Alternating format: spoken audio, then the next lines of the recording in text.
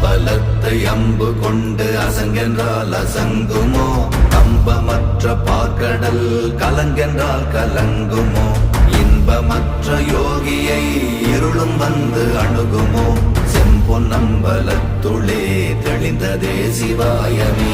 ஓம் நமச்சிவாய ஓம் ஓம் நமச்சிவாய ஓம் நமச்சிவாய ஓம் ஓம் நமச்சிவாய ஓம் நமச்சிவாய ஓம் ஓம் நமச்சிவாய ஓம் நமச்சிவாய ஓம் ஓம் நமச்சிவாய.